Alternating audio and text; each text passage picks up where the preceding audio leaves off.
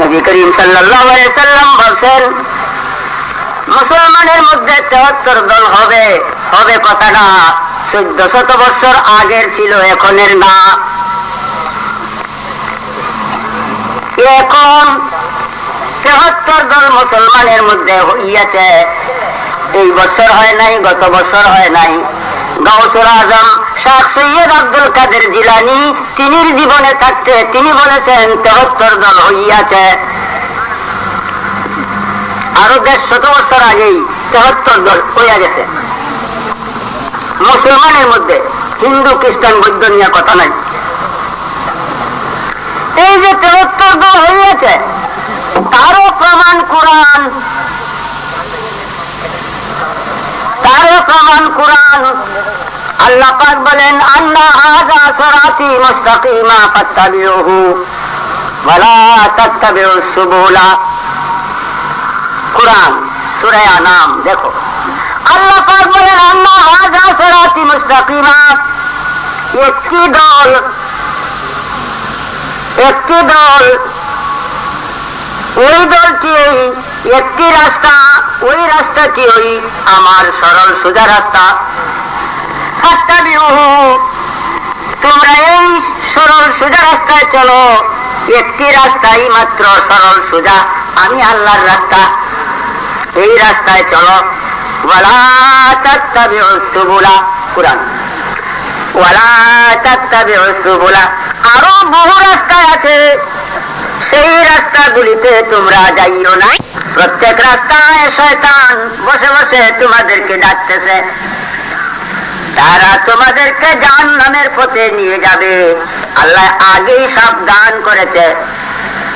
আল্লাহর এই আয়াতের মর্মে নাযিল হওয়ার পরে নবী করিম সাল্লাল্লাহু আলাইহি সাল্লাম বলেন সাতাফতারিকু উম্মতি সালাসুন ওয়া সাবউনা মিল্লাতান।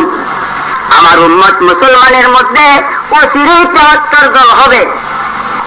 এখন তো হইয়াছে। তখন তিনি বলছিলেন আয়াত নাযিল হওয়ার সাথে সাথে যে আমার উম্মত মুসলমানের মধ্যে ৭৩ দল হবে, একটি দল বাদে বাকি ৭২ দল জাহান্নামী। কোরআন এবং হাদিস স্পষ্ট প্রমাণ। সাহাবায়ে কেরাম জিজ্ঞেস করছেন হুজুর কোন দলটা বেশি? নবী করিম সাল্লাল্লাহু আলাইহি ওয়াসাল্লাম পবিত্র জবানে উত্তর দিয়েছেন মান কানা আহলুস সুন্নাতি ওয়াল জামাত। একটা দল থাকবে আহলে সুন্নাত ওয়াল জামাত। এই আহলে সুন্নাত ওয়াল জামাত নামে একটি দল বেশি হবে। आइए बैठिए, जलाली सवाल है। सलातुन या रसूल अल्लाह अलैकुम, सलामुन या हबीब अल्लाह अलैकुम, सलातुन या। আল্লাহর কোরআন এবং নবী আলাইহিস সালামের হাদিস অনুযায়ী প্রমাণ হইল যে মুসলমানের মধ্যে দল ৭৩টা। এই মর্মে কুমিল্লার আবু তাহের, এই আপনারা আবু তাহের বুইয়া সাহেব, তৌহিদ মন্দিরের ওহিদ সাহেব, তারা আমার একদিন আশ্রয় করছে। রেজভি সাহেব ৭৩ দলের পরিচয় দিয়া একটি কিতাব দিতে হবে লেখা। আমি তার একটা কিতাব লিখে দিছি। কিতাবের নাম লেখছি আহলে সুন্নাত ওয়াল জামাত বা বেহেশতি ও দুজকি দলের পরিচয়।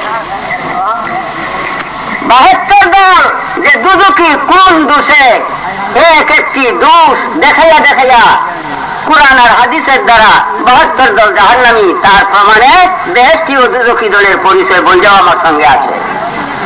ভালো, এখন আপনাদের কাছে আমার অনুরোধ, নবী করিম সাল্লাল্লাহু আলাইহি সাল্লাম বলছেন ৭২ দল মুসলমানের জাহান্নামী। নামাজ, রোজা, হজ, যাকাত, টুপি, দাড়ি, পাগড়ি, আসকান, জুব্বা, ডিলা, কুলুক, পর্দা, পশিদা যাবতীয় ইসলামের যাবতীয় কিছু আদায় করবে, কিন্তু এই ৭২ দল জাহান্নামী। কোন দোষে? আপনারা দেখবেন আমার বইও আমি লেখছি, বানাইয়া লেখছি না, কিতাব থেকে, তাফসীর থেকে, হাদিস থেকে দলিল দেয়া দেয়া। আচ্ছা, আরেক জায়গায় সাহাবায়ে কেরাম জিজ্ঞাসা করছেন মান হুম ইয়া রাসূলুল্লাহ, হুজুর আপনি বলছেন আপনার উম্মতের ৭৩ দল হবে, মুসা আলাইহিস সালামের উম্মতের মধ্যে 71 দল ছিল, একটা দল বেহেশতি আর 72 দল জাহান্নামী, 70 দল জাহান্নামী। আর ঈসা আলাইহিস সালামের উম্মতের মধ্যে 72 দল হবে, একটা দল বেহেশতি আর 71 দল জাহান্নামী। হুজুর বলেন আমার উম্মতের মধ্যে 73 দল হইব, একটা বেশি, একটা দল বেহেশতি আর 72 দল জাহান্নামী। ইয়া রাসূলুল্লাহ মানহু, হুজুর এই যে একটা দল বেহেশতি বলছেন, কোন দলটা? তখন তিনি উত্তরে বলছেন, তিরমিজি শরীফ দেখুন, তখন তিনি বলেন মা আনা আলাইহি ওয়া আসহাবি, ওই দলটা বেহেশতি হবে যে দল আমি এবং আমার সাহাবীদের আকীদার উপরে।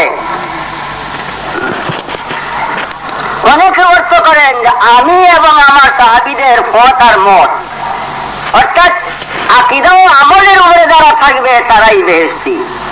আপনার অর্থই আমি মেনে নিলাম, মার মধ্যে আমল নাই, তবুও যদি আমি মেনে যাই আকীদা আর আমল, আমি নবী করিম এবং আমার সাহাবীদের আকীদা অনুযায়ী যাদের আকীদা হবে আমল হবে তারাই হবে বেহেশতি। আর বাকি আকীদা এবং আমলের মধ্যে আমি এবং আমার সাহাবীদের পরিপন্থী যারা তারা জাহান্নামী। যদি ভুল হয়ে থাকে ধরেন, ছাড়িয়েন না, স্পষ্ট ভাবে ধরবেন। মা আনা আলাইহি ওয়া আসহাবি, আমি নবী আমার সাহাবীদের আকীদা ও আমল অনুযায়ী যাদের আকীদা আমল থাকবে তারাই বেহেশতি, আর বাকি সম্পূর্ণ জাহান্নামী। এখন আমি আপনারা দেখাবো যে নবীজির আকীদা এবং আমলের দুইটার পরিপন্থী লোক আছে কিনা। এক নম্বর, যেমন আল্লাহ মিথ্যা বলতে পারে। আপনারা নাউযুবিল্লাহ কইছেন, এই গত বছর দেখছিলেন না ঢাকার সংগ্রাম, মন্ত্রী আকাশ বই লেখছিল না যে আল্লাহ মিথ্যা বলতে পারে, যার কারণে আমিও চ্যালেঞ্জ দিয়েছিলাম যে সাহেব এই কাফেরকে মন্ত্রিত্ব থেকে যদি আপনি না সরান বেশি সময় লাগবে না, বাংলার জমিনে রক্তপাত হয়ে যাবে।